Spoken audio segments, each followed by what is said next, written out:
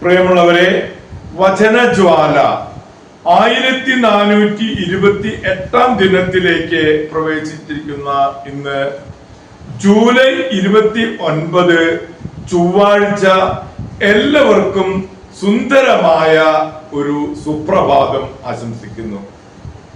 ഇന്നത്തെ വചന വായനയിൽ സഭാപ്രസംഗകൻ 9-ാം അധ്യായം 1 മുതൽ 18 വരെയുള്ള തിരുവാക്യങ്ങളാണ് നാം ശ്രവിക്കുക.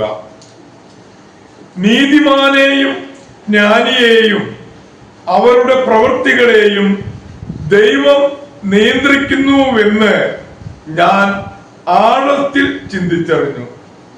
അത് സ്നേഹപൂർവമോ ദേഷ്യപൂർവമോ എന്ന് മനുഷ്യൻ അറിയുന്നില്ല. അവന്റെ മുൻപിലുള്ളതെല്ലാം മിഥ്യയാണ്. എന്തെന്നാൽ നീതിമാനും നീചനും സന്മാർഗിക്കും ദുർമാർഗിക്കും ശുദ്ധനും അശുദ്ധനും ബലിയർപ്പിക്കുന്നവനും അർപ്പിക്കാത്തവനും നല്ലവനും ദുഷ്ടനും ശപഥം ചെയ്യുന്നവനും ചെയ്യാത്തവനും ഗതി ഒന്നു തന്നെ. എല്ലാവർക്കും ഒരേ ഗതി വന്നു ചേരുന്നത് സൂര്യന് കീഴെ എല്ലാ പ്രവൃത്തികളിലും അടങ്ങിയിരിക്കുന്ന തിന്മയാണ്. മനുഷ്യഹൃദയം തിന്മ കൊണ്ട് നിറഞ്ഞിരിക്കുന്നു. ജീവിതകാലം മുഴുവൻ അവർ ഭ്രാന്ത് കൊണ്ട് നിറഞ്ഞിരിക്കുന്നു. അതിനുശേഷം അവർ മൃതലോകത്തിൽ എത്തുന്നു.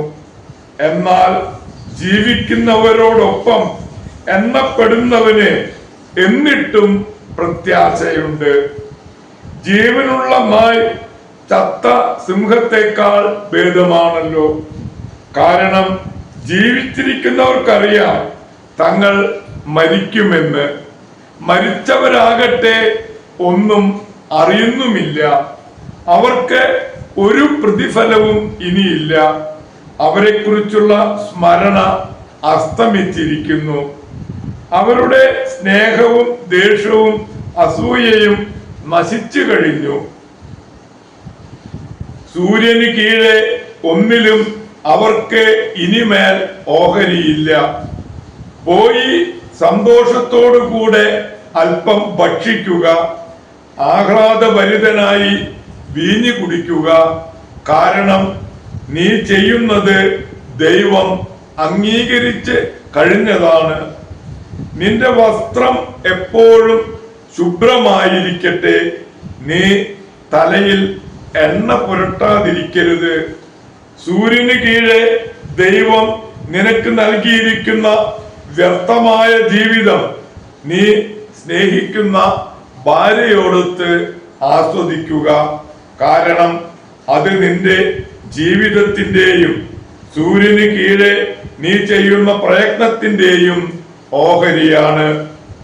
ചെയ്യാനുള്ളത് സർവശക്തിയോടുകൂടെ ചെയ്യുക. എന്തെന്നാൽ നീ ചെന്നു ചേരേണ്ട പാതാളത്തിൽ ജോലിക്കോ ചിന്തയ്ക്കോ വിജ്ഞാനത്തിനോ അറിവിനോ സ്ഥാനമില്ല. സൂര്യന് കീഴെ ഓട്ടം വേഗമുള്ളവനോ യുദ്ധം ശക്തിയുള്ളവനോ അപ്പം ജ്ഞാനിക്കോ ധനം ബുദ്ധിമാനോ അനുഗ്രഹം സമർത്ഥനോ അല്ല ലഭിച്ചിരിക്കുന്നതെന്ന് ഞാൻ കണ്ടു. എല്ലാം യാദൃശ്ചികമായി സംഭവിക്കുന്നതാണ്. തന്റെ സമയം മനുഷ്യന് അജ്ഞാതമാണ്. മത്സ്യം വലയിൽ പെടുന്നത് പോലെയും പക്ഷികൾ കെണിയിൽ കുടുങ്ങുന്നത് പോലെയും കഷ്ടകാലം വിചാരിക്കാത്ത നേരത്തെ മനുഷ്യ മക്കളെ കുടുക്കുന്നു. ജ്ഞാനിയും ഭോഷനും. സൂര്യന് കീഴെ ജ്ഞാനത്തിന്റെ ശ്രേഷ്ഠമായൊരു ദൃഷ്ടാന്തം ഞാൻ കണ്ടു. ഏതാനും ആളുകൾ മാത്രമുള്ള ചെറിയ ഒരു നഗരമുണ്ടായിരുന്നു. ശക്തനായ ഒരു രാജാവ് വന്ന് അതിനെതിരെ പ്രബലമായ ഉപരോധം ഏർപ്പെടുത്തി. എന്നാൽ അവിടെ നിർധനനായ ഒരു ജ്ഞാനി ഉണ്ടായിരുന്നു. ആ അവൻ തന്റെ ബുദ്ധി കൊണ്ട് ആ നഗരത്തെ രക്ഷിച്ചു. പക്ഷേ ആരും അവനെ സ്മരിച്ചില്ല. ദരിദ്രന്റെ ജ്ഞാനം അപമാനിക്കപ്പെടുകയും അവന്റെ വാക്കുകൾ അവഗണിക്കപ്പെടുകയും ചെയ്താലും ജ്ഞാനമാണ് ശക്തിയേക്കാൾ ശ്രേഷ്ഠമെന്ന് ഞാൻ പറയുന്നു. മൂഢന്മാരെ ഭരിക്കുന്ന രാജാവിന്റെ ആക്രോശത്തെക്കാൾ ശ്രേഷ്ഠമാണ് ജ്ഞാനിയുടെ ശാന്തമായ വാക്കുകൾ. ആയുധങ്ങളെക്കാൾ ശ്രേഷ്ഠമാണ് ജ്ഞാനം. എന്നാൽ വളരെയധികം നന്മ നശിപ്പിക്കാൻ ഒരൊറ്റ പാപി മതിയാകും.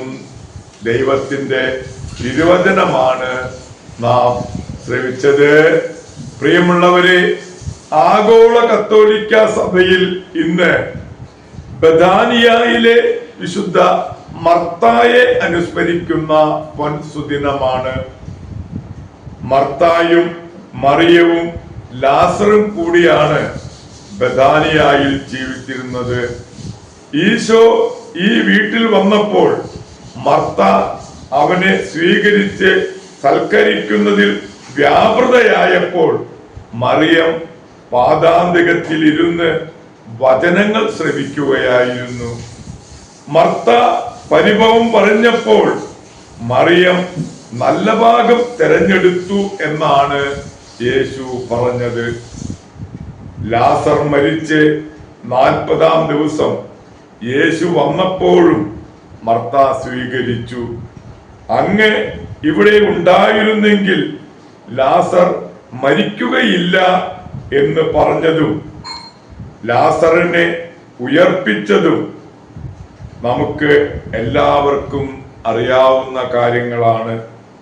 പാലസ്തീനായിൽ മതമർദ്ദനം ആരംഭിച്ചപ്പോൾ പ്രൊവിൻസിയയിലേക്ക് പോയെന്നും ലാസറിന്റെ ശവകുടീരം മാർസായിലും മർത്തായയുടെ അവിഞ്ഞോണിലും മേരിയുടേത് സെന്റ് ബോണിലുമാണ് കാണുന്നത്.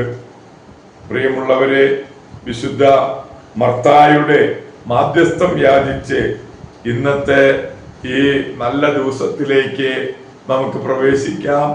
എല്ലാവർക്കും നല്ല ഒരു ചൊവ്വാഴ്ച ദിവസം ആശംസിക്കുന്നു. ദൈവം നമ്മെ ഓരോരുത്തരെയും സമൃദ്ധമായി അനുഗ്രഹിക്കട്ടെ.